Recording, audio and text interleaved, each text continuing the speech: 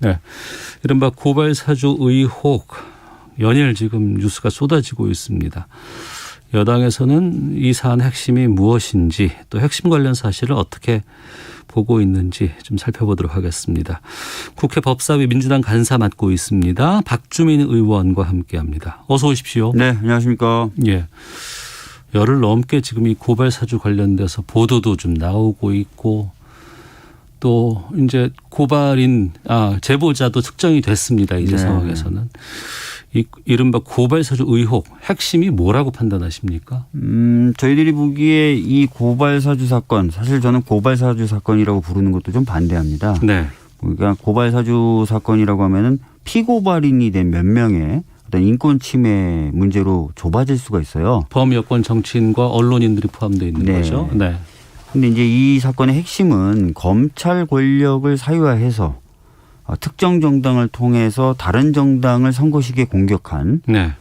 선거 개입, 정치 공작, 오히려 이렇게 보고 부르는 것이 저는 더 맞다라고 생각하고 또 그것이 이 사건의 핵심이다 이렇게 보고 있습니다. 예. 네. 그럼 관련해서 지금 계속 언론에서는 이제 그 제보자 관련해서 여러 가지 주변에 대한 내용들 이런 것들 얘기하고 있는데 이거는 그런 핀트가 안 맞는다는 뜻이네요. 네, 사실 뭐 핀트가 안 맞아요. 지금 특히 이제 국정원장, 박지원 국정원장 관련된 이야기를 하면서 저는 이 사건의 본질을 흐리려고 하는 것 같은데요. 네.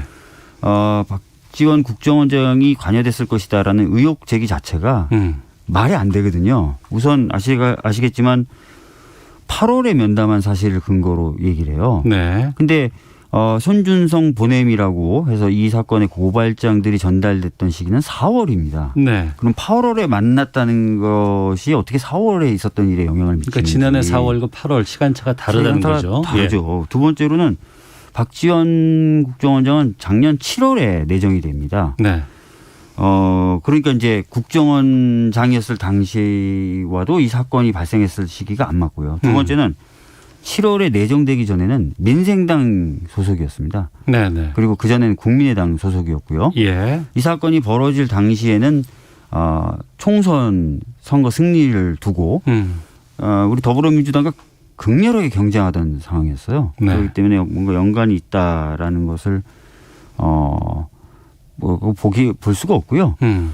그렇기 때문에 지금 국정원장 뭐 이렇게 자꾸 거론하는 것은 단순한 물타기다, 본질 네. 흐리기다 이렇게 보고 있습니다. 근데 언론에서 상당 부분 거기에 집중하는 부분도 있거든요. 그건 왜 그렇다고 보세요? 뭐 제가 봤을 때는 뭐 좀 이 물타기 쪽에 휩쓸려 들어간 언론 보도 아닌가 이렇게 생각을 하는 거죠. 알겠습니다. 국민의힘 쪽에서의 지금 상황을 보면은 압수수색의 범위 이게 김웅 의원 이제 공수처에서 국회의원 사무실을 이제 압수수색하고 이제 그런 것들이 있었는데 절차도 좀 지켜지지 않았다. 그리고 이제 압수수색 지금까지도 이제 맡고 있는 상황 아니겠습니까? 일부에서는 또 이건 그러면 공무집행 방해 아니냐 이런 주장들도 있는데 이 수사 과정에서 대해서도 좀 입장을 좀 말씀해 주시죠. 그러니까 크게 보면 두 가지 문제 제기를 하는 것 같아요. 네. 공수처가 왜 나서서 수사를 하느냐 네. 이거 하나 하고 구체적으로 그럼 압수수색 절차에서 또 위법한 부분이 있는 것 아니냐 이렇게 두 가지를 주장하는 것 같은데요. 이 사건은 공수처 수사 대상인 것은 맞습니다. 무슨 얘기냐면 지금 현직 검사 이름이 오르내리고 있습니다. 네. 현직 검사 관련된 사건은 1차적으로 공수처가 관할권을 가지고 있죠. 국회의원도 마찬가지고요. 네, 그렇기 때문에 공수처의 수사 대상이라는 점에는 법률적으로 이견이 없을 거고요. 네. 또 공수처로서는 고발이 들어온 이상 수사를 할 수밖에 없습니다. 오히려 수사를 안 하면 왜 수사를 안 하느냐라는 이야기를 듣겠죠. 네. 그렇기 때문에 공수처가 수사하는 부분 자체에 대해서는 문제 제기하는 것은 타당하지 않다라고 생각을 하고요. 그다음에 이제 압수수색 같은 경우도 좀 과잉한 것 아니냐. 왜 이렇게 전격적으로 압수수색을 하느냐라고 하는데 압수수색을 할 필요성이 있습니다. 이 사안이 중대하고 아까 말씀드렸던 것처럼 헌법적인 가치를 훼손할 수 있는 그런 검찰의 권력 사유화 이런 부분도 문제가 되고 있기 때문이죠. 네. 그리고 사건도 또 의혹도 굉장히 구체적입니다. 이미 손준성 보냄이라고 하는 텔레그램 사진이 언론 보도를 통해서 공개가 됐어요. 그러니까 네. 물증도 있다는 것이고 특히 이 부분에 대해서 언론 발이긴 하지만 대검에서는 조작 의혹이 없다는 거지 않습니까?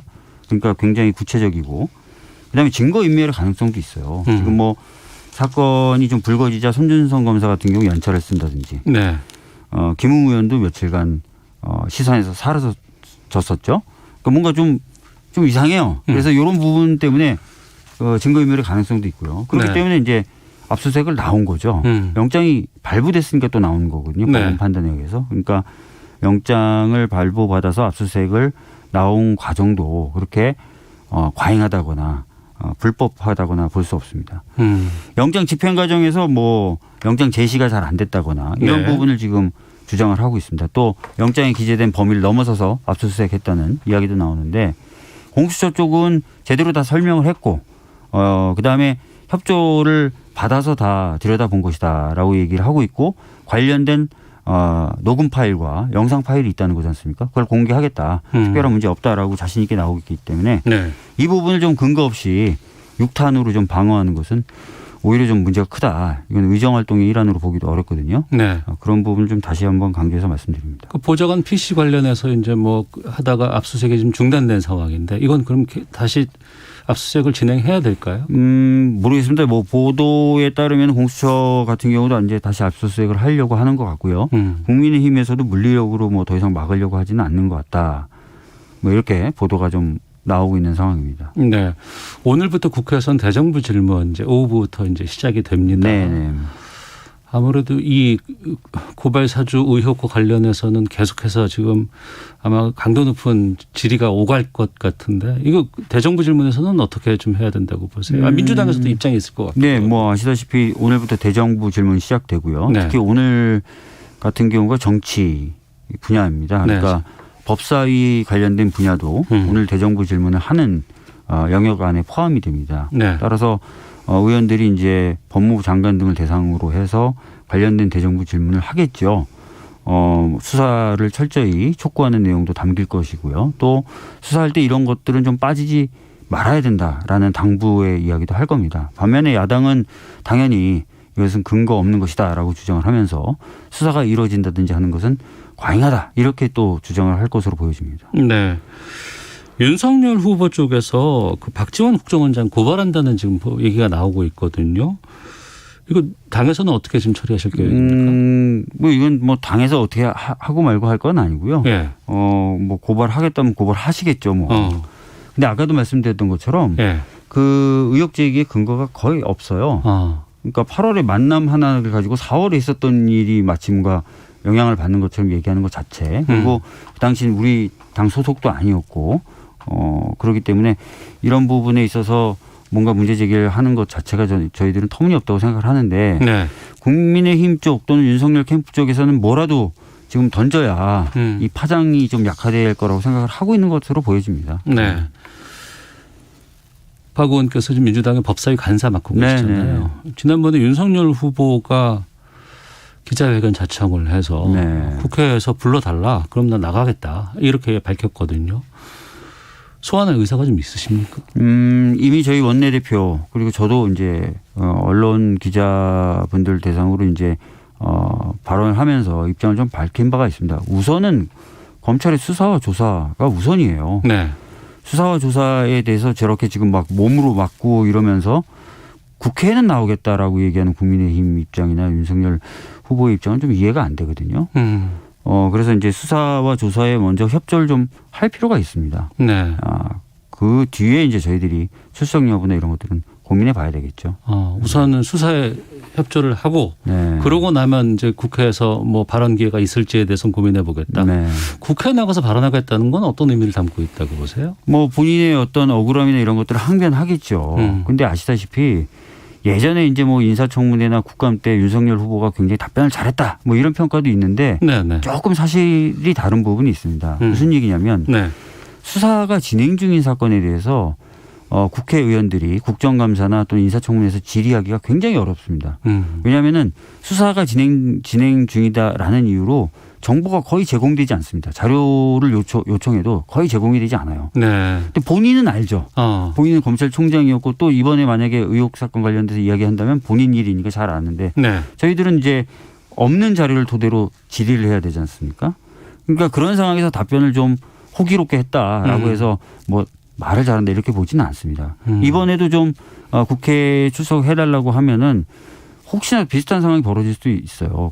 국회의원들이 열심히 뭔가 자료를 얻으려고 해도 이 자료 얻는 데는 한계가 있지 않습니까? 네. 그리고 자료가 많지 않은 상태에서 질문하면은 뭐 그런 사실 없다 이렇게 해버리면 또 그걸 재반박하기도 어려운 상황이 벌어질 수 있어서 혹시 그런 상황을 연출하기를 원하는 것 아닌가 이런 생각이 좀 듭니다. 네. 이 사건의 끝이 어디로 갈지는 잘 모르겠습니다만 뭐 몇 가지 축에서 아마 나올 것 같아요. 뭐 이제 제보자를 통한 뭐 언론의 뭐 추가 취재라든가 이런 부분들이 있을 수 있을 것 같고 또 하나는 공수처의 이제 수사 결과가 나올 것 같고 그리고 가장 먼저 시작했던 거는 대검 쪽에서의 네, 대검 감찰이라든가 수사거든요. 여기는 지금 어떻게 진행되고 있다고 좀 보고받으신 게 있으십니까? 특별히 제가 개인적으로 보고받거나 한 건 없고요. 예. 당연히 이제 감찰이나 수사가 진행 중인 사건이기 때문에 그런 건데요. 법무부 장관의 발언을 저는 좀 지켜보고 있어요. 네네. 이번에 이제 기자들의 질문에 법무부 장관이 유의미한 조사가 진행 중이다 이렇게 얘기를 했어요. 네. 보통은 질문에 뭐 법과 원칙에 따라 조사가 진행되고 있습니다. 또는 법과 원칙에 따라 조사가 진행될 것입니다라고 그런 소리 많이 이야기를 하죠. 들어봤습니다. 예.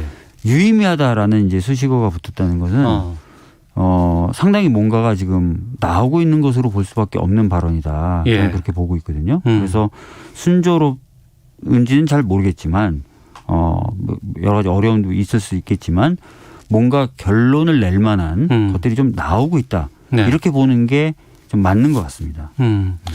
또 한편은 일부에서는 그 감찰부장에 대한 정치적인 성향 여기에 대해서 또 문제를 삼고 있거든요. 감찰부장이 뭐 어느 당 소속이랍니까?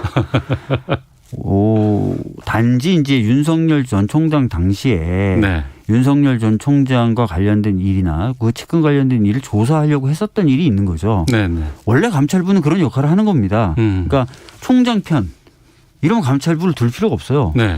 총장을 포함한 검찰 조직이 뭔가 비위 행위를 저지르거나 범법 행위를 저지르는 것을 막고 또 만약에 벌어졌다면 그런 일들에 대해서 명명백백하게 드러내는 게 감찰부장의 역할이에요. 그러니까 본인의 역할을 하려다가 충돌을 일으켰던 적이 있는 거지. 네. 이분이 무슨 특정 정당에 소속돼 있거나 특정 정당을 옹호하거나 그런 적이 언제 있습니까? 그래서 이분이 정치적인 문제가 있다. 이렇게 얘기하는 건 말이 안 되고요. 네. 또 윤석열 전 총장과 총장 당시에 맞섰다. 그래서 문제 있다라고 얘기한다면 그럼 감찰부를 둘 필요가 없는 겁니다. 알겠습니다. 조성은 씨의 주장대로라면은 그 손준성 검사에게서 이 자료들 다 왔다라는 것들 이제 제출했다고 하잖아요. 이게 사실로 밝혀진다 그러면 어떻게 해야 된다고 보세요? 일단 손준성 검사와 손준성 검사와 연락했고 이 일을 공모하고 꾸몄던 분들은 당연히 책임을 무겁게 져야 되겠죠. 네. 윤석열 전 총장의 경우에는 이제 어느 정도 관여됐는지가 좀 조사될 필요가 있는데 조사 결과에 따라서는 굉장히 무거운 책임을 져야 될 겁니다.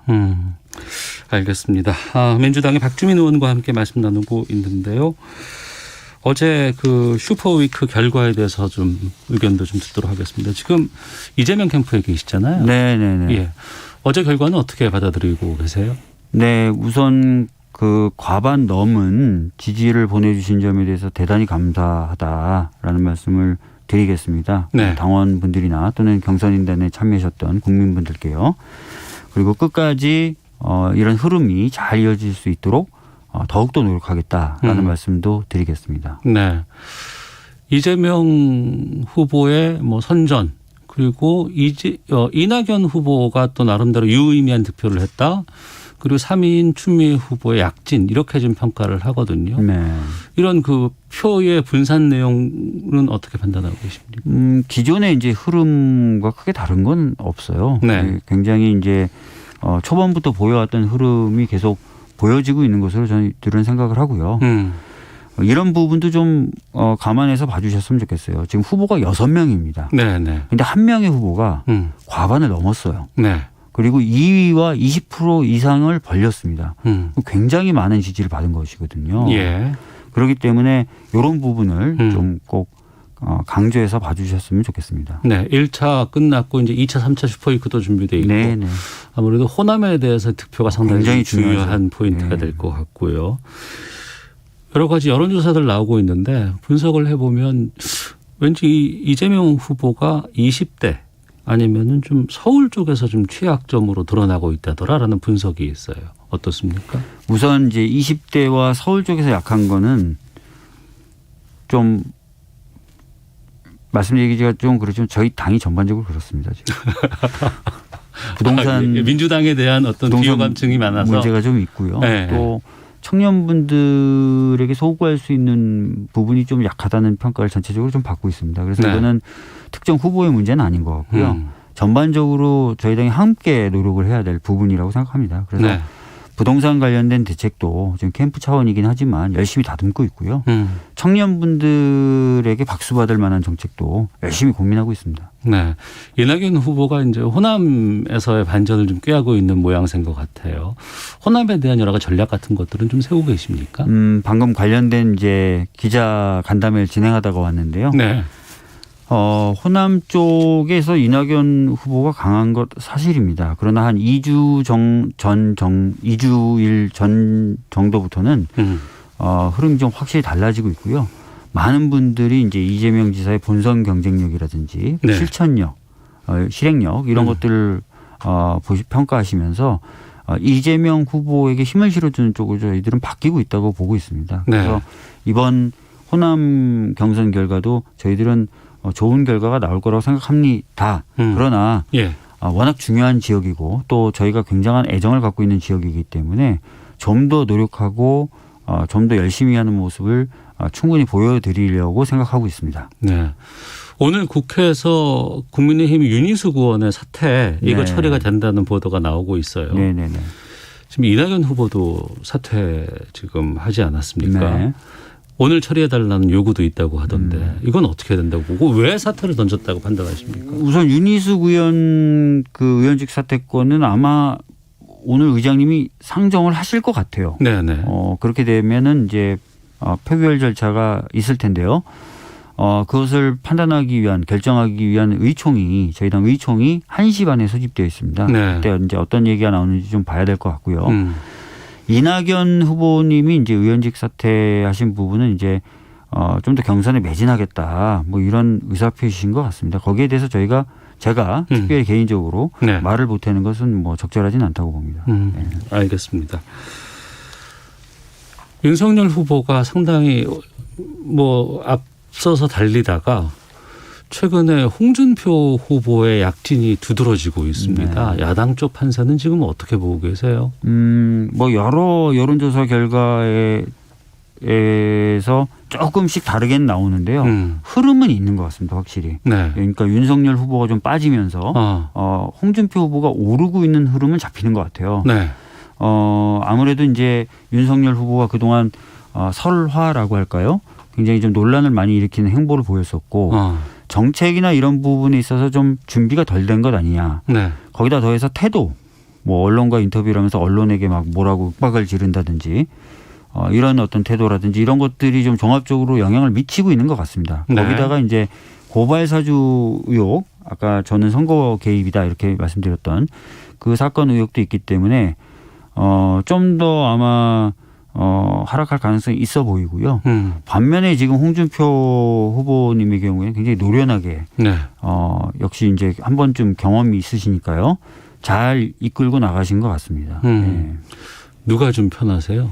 저희는 뭐 편하다 불편하다 이런 거 없고요. 예. 하여튼 어느 분이 올라오더라도 본선 승리를 위해서는 확장력과 네. 또는 강한 어떤 호소력을 갖고 있는 이재명 지사가 후보가 되는 게 맞다 이런 생각만 가지고 있습니다. 네. 알겠습니다. 끝으로 간단히 오늘 법원의 날이라고 해요. 예. 네, 법사위에 계시기도 네. 하고 여러 가지 이제 법원 개혁, 사법 개혁 이런 검찰 개혁에 앞장서서 활동을 하셨는데 네. 좀 여기에 대해서 좀 해결해야 될 과제가 뭐라고 보시는지 끝으로 법원 좀 말씀 듣겠습니다. 관련해서 좀 말씀을 드릴까요? 예. 사실은 이제 우리 정부 들어서 검찰 개혁에 있어서는 어느 정도 성과를 냈습니다. 공수처가 한 5, 6년 만에 설치가 됐고 네. 검경 수사권 조정도 사실상 수십 년 만에 처음 이루어졌습니다. 좀 더 나갈 필요는 있지만 그 정도 성과는 확실히 좀 낸 것 같고요. 다만 법원에 있어서는 굉장히 많은 문제 제기가 있었음에도 불구하고 좀 성과를 아직 좀 못 낸 것 아니냐는 평가를 받고 있습니다. 네. 법원 관련돼서도 여러 가지 이슈가 있는데 법원행정처를 좀 수평적 회의체 구조로 바꿔서 법원행정처가 인사권이라든지 행정력을 남용하지 못하도록 만드는 방법이 좀 있어야 될 것 같고 또 여러 소송 과정에서 국민들의 참여가 좀 더 보장돼야 되는 그런 부분들도 있습니다. 그래서 이런 것들 종합적으로 지금 검토하고 있고요. 여러 가지 안들을 지금 만드는 과정이다. 이렇게 말씀드리겠습니다. 알겠습니다. 여기까지 하도록 하겠습니다. 더불어민주당 박주민 의원이었습니다. 오늘 말씀 고맙습니다. 예, 감사합니다. 자, 이어서 교통 상황 살펴보고 들어오겠습니다. 교통정보센터의 공인혜 리포터입니다.